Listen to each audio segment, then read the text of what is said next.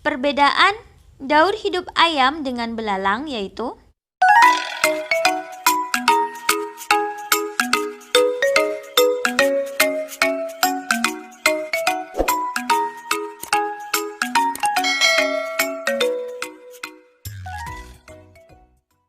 Assalamualaikum warahmatullahi wabarakatuh. Jumpa lagi bersama Hit Channel. Pada video kali ini kita akan belajar materi kelas 4, tema 6 cita-citaku, subtema 2 hebatnya cita-citaku, pembelajaran 1. Tujuan pembelajaran ini sebagai berikut.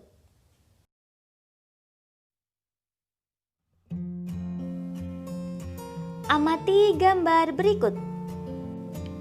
Pada gambar tersebut, ada seorang guru yang sedang membantu siswa berkebutuhan khusus untuk memahami pelajaran.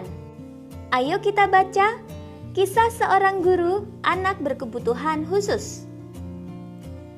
Seorang wanita muda terpanggil untuk menjadi seorang guru. Bukan sembarang guru, melainkan guru bagi anak-anak berkebutuhan khusus. Semuanya berawal dari kepeduliannya terhadap kurangnya pendidikan yang sesuai bagi anak-anak berkebutuhan khusus di Indonesia. Sanggita Lahman, nama wanita muda itu.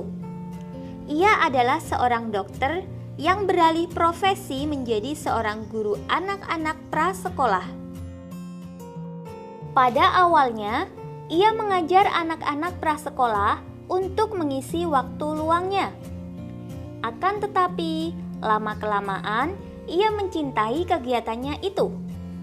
Baginya, mengajar anak-anak prasekolah membuatnya mengerti tumbuh kembang anak yang akan memengaruhinya saat mereka dewasa kelak. Pada saat mengajar anak-anak prasekolah, ia menemui beberapa siswanya yang berkebutuhan khusus, seperti anak yang menderita autis atau kesulitan belajar lainnya. Anak-anak ini memerlukan cara pengajaran dan bimbingan khusus yang berbeda dengan anak-anak yang tidak berkebutuhan khusus. Ia melihat saat itu tidak banyak sekolah yang tahu bagaimana mengajar anak-anak tersebut.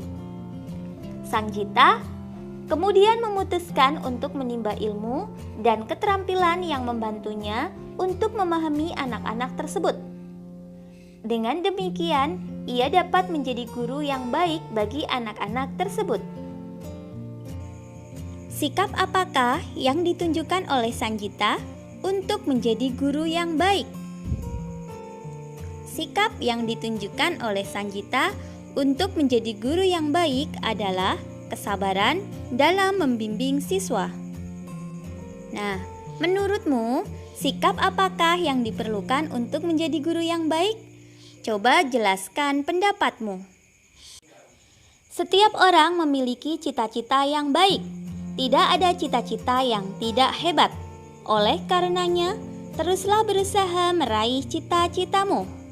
Adakah di antaramu yang ingin menjadi dokter? Silahkan adik-adik baca puisi tentang cita-cita menjadi dokter berikut. Mari kita identifikasi puisi tersebut. Puisi tersebut berjudul Cita-Citaku. Ciptaan M. Ridwan Hafid. Puisi tersebut bercerita tentang cita-cita menjadi seorang dokter dan dapat membantu orang lain. Perbedaan puisi tersebut dengan bacaan sebelumnya yaitu: yang pertama, puisi terikat oleh rima, irama, serta penyusunan bait dan baris dengan bahasa yang indah dan penuh makna. Sedangkan bacaan di atas itu tidak. Kemudian, puisi tersebut berisi tentang cita-cita menjadi seorang dokter. Sedangkan bacaan berisi tentang dokter yang alih profesi menjadi guru anak prasekolah. Berikutnya, coba adik-adik buat gambar yang dapat mewakili isi puisi tersebut. Untuk menjadi seorang dokter hewan, tentu kamu harus mengetahui segala hal tentang hewan, termasuk daur hidupnya. Ya, mari kita belajar tentang daur hidup hewan. Tahapan pertumbuhan hewan dari kecil sampai dewasa disebut daur hidup hewan. Pada daur hidupnya, ada hewan yang mengalami perubahan bentuk, ada juga yang tidak. Hewan yang mengalami perubahan bentuk tubuh dalam daur hidupnya dikatakan mengalami proses metamorfosis. Proses metamorfosis yang terjadi pada hewan terbagi menjadi dua, yaitu metamorfosis sempurna dan metamorfosis tidak sempurna. Hewan yang mengalami metamorfosis sempurna mempunyai bentuk tubuh yang sangat berbeda pada setiap tahap hidupnya.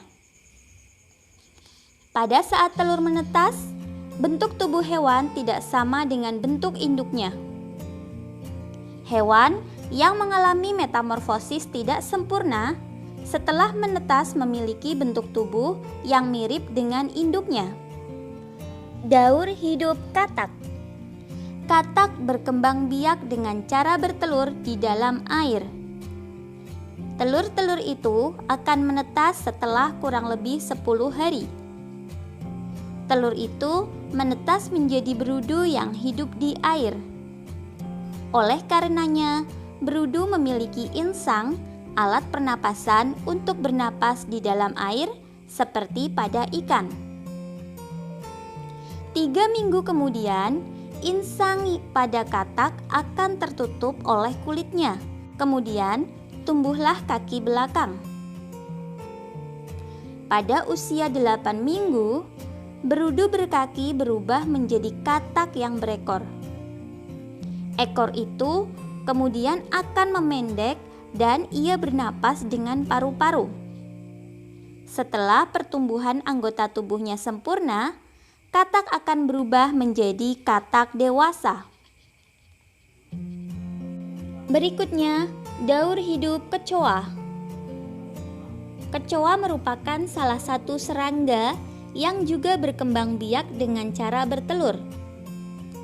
Setelah beberapa lama, telur kecoa akan berubah menjadi kecoa muda yang disebut nimfa.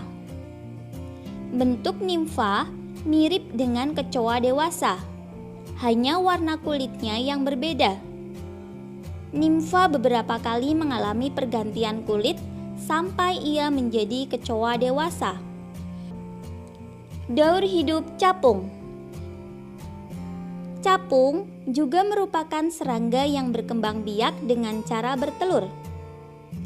Sama dengan kecoa, ketika telur capung menetas, ia menjadi capung muda yang disebut nimfa. Setelah kurang lebih mengalami pergantian kulit sebanyak 10 kali, capung berubah menjadi capung dewasa. Daur hidup nyamuk. Nyamuk juga termasuk jenis serangga yang berkembang biak dengan cara bertelur di permukaan air.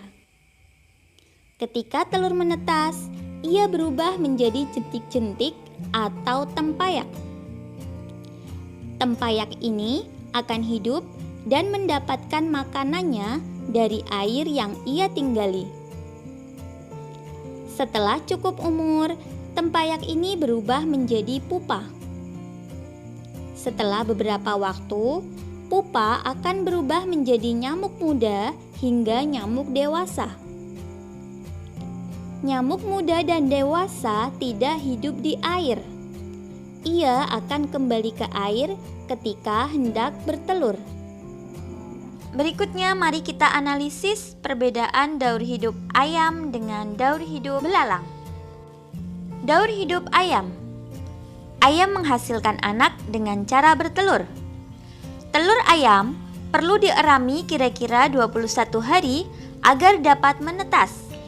Setelah pertumbuhan bakal anak ayam di dalam telur sempurna, telur menetas menjadi anak ayam. Anak ayam memiliki bulu-bulu halus. Semakin lama, anak ayam tumbuh semakin besar. Bulu-bulu halus berubah menjadi bulu-bulu seperti induknya. Semua bulu halus anak ayam akan berganti menjadi seperti bulu induknya. Ayam betina menjadi seperti induk betina. Ayam jantan menjadi seperti ayam jago dewasa.